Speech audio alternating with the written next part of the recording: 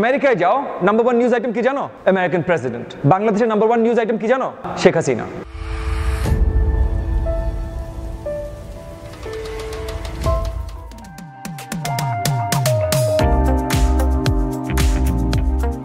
Remember, we talked about the 5 items of the media from Chomsky, manufacturing consent. মনে আছে? মিডিয়ার কারা মালিক, মিডিয়ার profit motive and advertisement, right? আর কি কি ছিল? ফ্ল্যাগ একটা ছিল যে মিডিয়ার বিরুদ্ধে গেলে তারা তোমাকে কিসে করবে, you point out an enemy, right? 5 number was the enemy. But এই যে 5টা পয়েন্ট, এই 5টা পয়েন্টের কথা তুমি চিন্তা করো। Access to the elites. So first point ছিল হলো the owners of the media. Second point ছিল, এটা আগে অলরেডি করা, আমি জাস্ট তোমাদেরকে একটু জাস্ট মনে করাচ্ছি। ফার্স্ট পয়েন্ট ছিল ওনার্স অফ দ্য মিডিয়া, কারা ওন করে। সেকেন্ড পয়েন্ট ছিল অ্যাডভার্টাইজমেন্ট, কারণ এটা প্রফিট মোটিভ, অ্যাডভার্টাইজমেন্টে পয়সা আসে। থার্ড পয়েন্ট ছিল access to the elites. So তুমি যদি এদের কথা না শুনে, এদের অ্যাক্সেস বন্ধ হয়ে যাবে। সবচেয়ে বেশি নিউজ কি খায় মানুষ? আমেরিকায় যাও, নাম্বার 1 নিউজ আইটেম কি জানো? American president. মানে this is the public demand news item. এটা না যে মানে বিটিভি খাওয়াচ্ছে, না, পাবলিক ডিমান্ড নিউজ আইটেম। বাংলাদেশের নাম্বার 1 নিউজ আইটেম কি জানো? শেখ হাসিনা। সো প্রত্যেকটা দেশে মোরলেস, মানে প্রত্যেকটা দেশে, মানে এই যে এইসব দেশগুলোতে, কিছু দেশে আছে পাত্তা দেয় না, তুমি ডেনমার্কে যাও, ওরা হয়তো কম পাত্তা দেয়, বাট এইসব দেশগুলোতে অ্যাকচুয়াল নাম্বার 1 নিউজ আইটেম হলো the head of state. Number 1 news item, মানে তোমরা এই খবরটা জানতে চাও। সো তাহলে তোমরা যদি জানতে চাও, তাহলে খবরের কাগজ এটা জানাতে চায়। এখন শেখ হাসিনা যে ভাই আমার লোকের নামে বললে আমার ঘরে তোর ক্যামেরা ঢুকতে দিব না, যা, তুমি তখন কি করবে? মাশরাফি, ওই যে মাশরাফি না ছেলেটা, ক্যাপ্টেন, হ্যাঁ, মাশরাফি বলল যে এই তোমরা যদি নৌকার বিরুদ্ধে কথা বলো, বাংলাদেশ ক্রিকেট টিম আমার নেতৃত্বে, ক্রিকেট টিমের কারোর ইন্টারভিউ নিতে পারবে না। এখন প্রত্যেকটা খবরের কাগজের নিউজ স্পোর্টস পেজ আছে, স্পোর্টস পেজ চলে আমাদের ক্রিকেট টিমের উপরে, কারণ তোমরা তো আর কোনো খেলা দেখো না, ঠিক না? বাকি সব বলো ছোঁয়াছুঁই। So as far as you guys are concerned, right?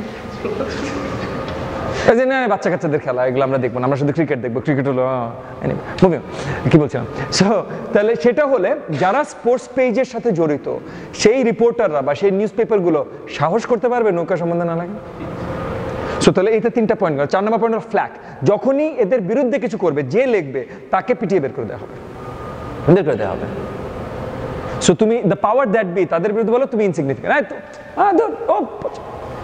তুমি মনে করো আজকে সাপোজ যে কোনো একটা র্যান্ডম নাম বলো, সাপোজ আজকে Sharmin is a big star, suppose Sharmin বড় কিছু করলো, Sharmin is a big star. তোমরা কেউ শারমিনকে চেনো? না, তোমরা সবাই শারমিন সম্বন্ধে রিপোর্ট পড়েছো, Sharmin is a big star, Sharmin ভালো, রাইট? সো শারমিনকে যে পছন্দ করো, ওই রিপোর্টের মাধ্যমে পছন্দ করো।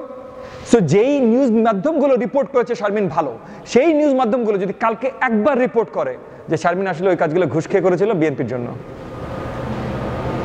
তুমি কোনটা বিশ্বাস করবে? সেকেন্ডটা বিশ্বাস করবে।